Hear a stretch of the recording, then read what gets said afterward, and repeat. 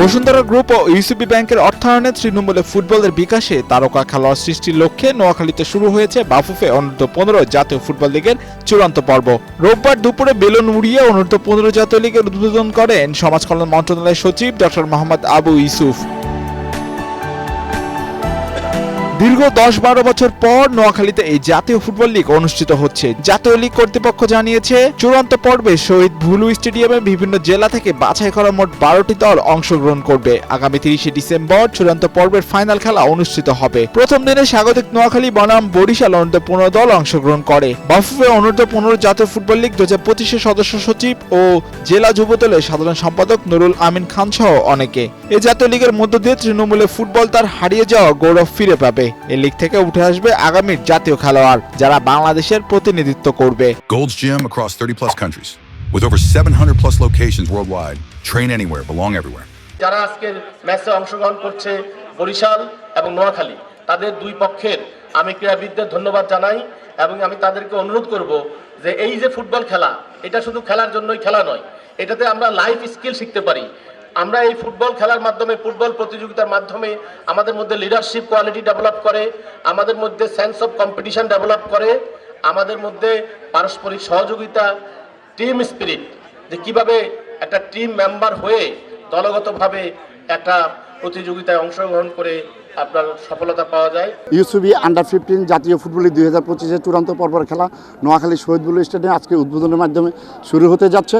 Bangladesh football ফেডারেশনের president তাবিদ দেওয়াল, জনাব তাবিদ দেওয়াল সাহেব আমাকে বাংলাদেশ অনূর্ধ্ব-15 দলের চেয়ারম্যান করেছেন। সেই দায়িত্ববোধ থেকে আমি আজকে এই নোয়াখালীতে চূড়ান্ত পর্বের খেলা আয়োজন করতে যাচ্ছি। আশা করি এই খেলার মাধ্যমে নোয়াখালী স্টেডিয়ামের প্রাণ চঞ্চল ফিরে আসবে এবং নোয়াখালীর যে ক্ষুদ্র ফুটবলাররা আছে এখান থেকে খেলোয়াড় সৃষ্টি হয়ে ভবিষ্যতে বাংলাদেশ দলে ভূমিকা রাখবে, সেই আশা আমরা আশা করতেই পারি। যেহেতু আমি এই জেলার মানুষ, এই 2 নম্বর ওয়ার্ড বলে এটাকে, এখানেরই আমি বাসিন্দা, এখানেই আমার খেলে বড় হওয়া, এখানে আমার সব কিছু, এবং মাঠের উন্নয়নও হবে। আপনারা জানেন অলরেডি একটা 22 কোটি টাকার প্রজেক্ট হাতে নেওয়া হয়েছে, অতি সত্বর সেটা টেন্ডার হবে এবং নোয়াখালী স্টেডিয়ামের যেন উন্নয়ন হয় সেজন্য বাংলাদেশ ফুটবল ফেডারেশন অলরেডি 25 বছরের জন্য স্টেডিয়ামকে পেয়েছে এবং স্টেডিয়ামে ফ্লাড লাইট থেকে আন্তর্জাতিক মানের সব কিছু করা হবে। এই আয়োজনের মধ্য দিয়ে দেশ জুড়ে ফুটবল তার হারিয়ে যাওয়া গৌরব ফিরে পাবে এবং নতুন নতুন খেলার উঠে আসবে, যারা আগামী দিনে জাতীয় পর্যায়ে খেলার সুযোগ পাবে। বসুন্ধরা এখানে আমাদের এই 15-এর শুরু করে বাংলাদেশের ফুটবল প্রেক্ষাপটে তারা অনেকগুলা লিগ, অনেক ফুটবলের জন্য আগে আসছে। আজকে এরিনায় যে স্টেডিয়াম আন্তর্জাতিক মানের, এটা আমাদের বাংলাদেশের একটা প্রজেক্ট সাইন।